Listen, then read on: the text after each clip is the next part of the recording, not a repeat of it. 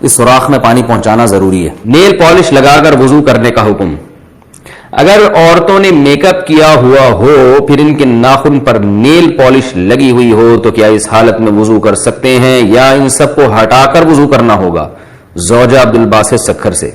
Nail polish جو normally آتی ہے اس میں پانی نہیں جاتا تو اس کو ہٹا کر وضو کرنا ہوگا۔ باقی میک اپ تو جہاں تک ہمیں معلومات ہیں اس میں پانی چلا جاتا ہے، لیکن اگر کوئی ایسا میک اپ ہے جس کی باقاعدہ تہ جم رہی ہے اور اس پہ پانی نہیں جا رہا، اور اس کا طریقہ میں بتاتا رہتا ہوں کہ کاغذ پہ اس کو لگائیں اور دیکھیں اس کے اندر پانی کا ٹپکا گرا کے پانی اس میں جذب ہوتا ہے کہ نہیں ہوتا۔ اگر ہو رہا ہے تو اس کا مطلب وضو ہو جائے گا، نہیں ہو رہا تو اس کا مطلب کہ چہرے پر بھی جب یہ میک اپ لگا ہوگا تو پانی اس میں نہیں جا رہا، ایسی صورت میں وضو نہیں ہوگا، غسل نہیں ہوگا۔ نیل پالش کا کچھ حصہ رہ گیا تو نماز اور غسل کا حکم۔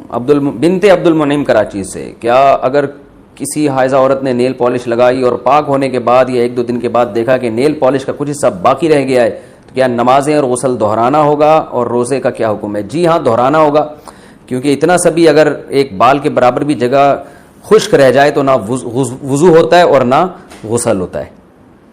غسل کے وقت کان کی بالیاں اتارنا ضروری ہے کیا؟ حیض کی حالت میں کانوں میں جو بالیاں پہنی جاتی ہیں یا ناک میں پہنا جاتا ہے، کیا غسل کرتے وقت اس کو دھونا لازمی ہے؟ بنت عنایہ ڈیرہ اسماعیل خان۔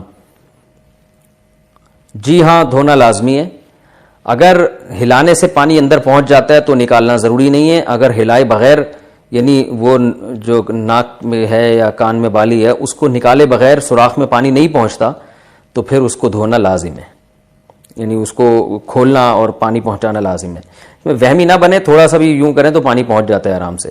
اس کو ہلا لیں اچھی طریقے سے، بالی کو، کانوں میں جو خواتین کے بالیاں ہوتی ہیں پانی کا چھینٹا ڈال کے نا اچھی طرح سے بالی کو ہلا لیا جائے اور پانی پھینکا جائے تو پانی پہنچ جاتا ہے۔ غسل کا صحیح طریقہ کیا ہے؟ بنت یوسف۔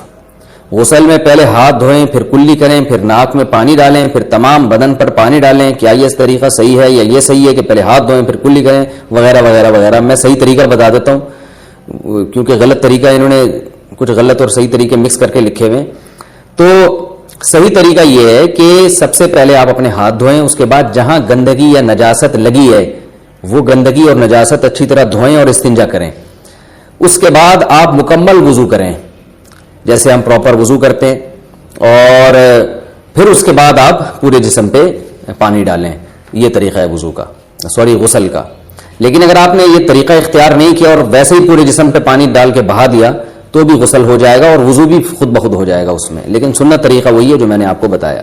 پاکی کے بعد دوبارہ خون آنا۔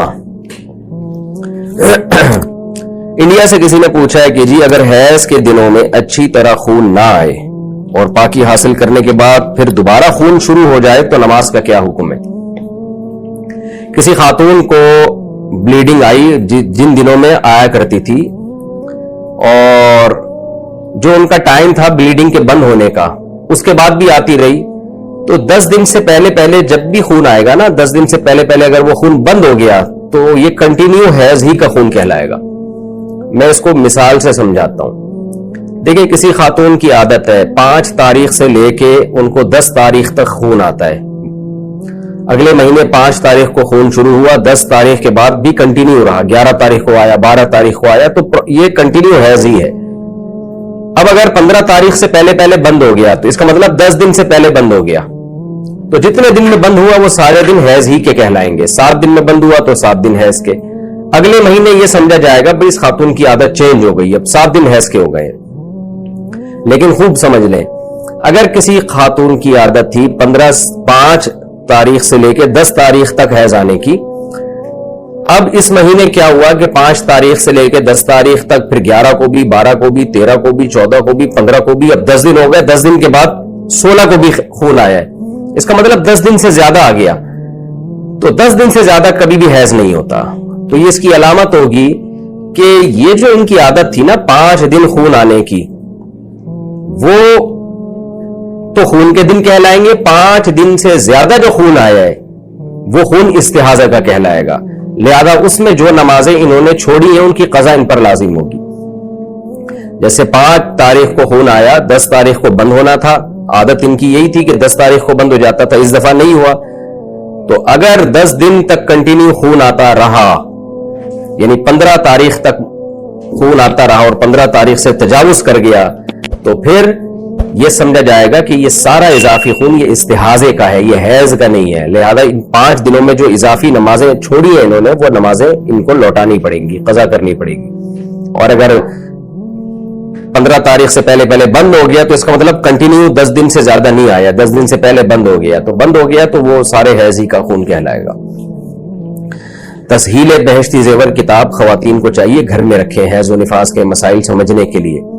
حیض و نفاس کے مسائل ایک دفعہ اچھی طرح سے سمجھ لیں تو بہت اس میں خواتین کو مہارت ہو جاتی ہے. تو بہشتی زیور میں بڑے آسان انداز سے لکھے ہوئے ہیں حیض و نفاس کے مسائل.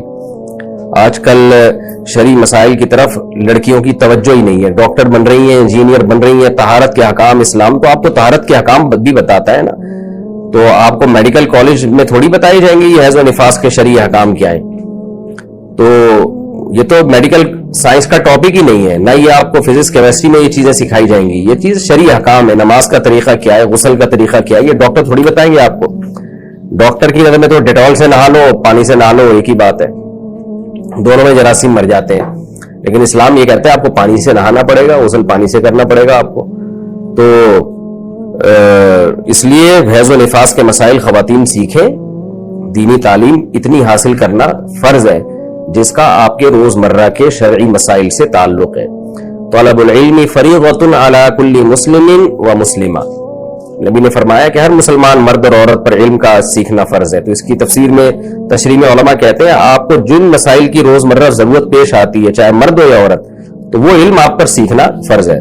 تو حیض و نفاس تو خواتین کو واسطہ پڑتا ہے اس سے, تو لہذا ان پر لازم ہے کہ وہ یہ مسائل سیکھیں. اور بہشتی زیور رکھ لیں, تسہیل بہشتی زیور, جامع الرشید میں بہشتی زیور کو آسان کر کے چھاپا ہے, وہ کتاب رکھ لیں. پھر کوئی بات سمجھ میں نہ آئے تو پھر علماء سے رجوع کریں. لیکیوریا میں ہر بار کپڑا پاک کرنا ہوگا. میں نے لیکیوریا کے بارے میں آپ کی ویڈیو دیکھی تھی جس میں آپ نے بتایا تھا کہ ہر نماز سے پہلے پاکی حاصل کرنی چاہیے. تو اگر شلوار پر ناپاکی لگ گئی ہے تو کیا ہر دفعہ نماز سے پہلے اسے بدلنا یا دھونا ضروری ہوگا یا کیا حکم ہوگا؟ مریم صاحبہ کراچی سے. دیکھیں لیکیوریا میں اگر اتنی تھوڑی سی 1-2 قطرے شلوار پہ لگے ہیں, 1-2 قطرے, تو وہ تو اس کو تو دھونا ضروری نہیں ہے. کم سے کم 1 درہم کے بقدر, یعنی ہتھیلی کی جو گہرائی ہے نا, اس کے بقدر اگر نجاست پھیل گئی ہے تو پھر اس کو دھونا لازم ہے.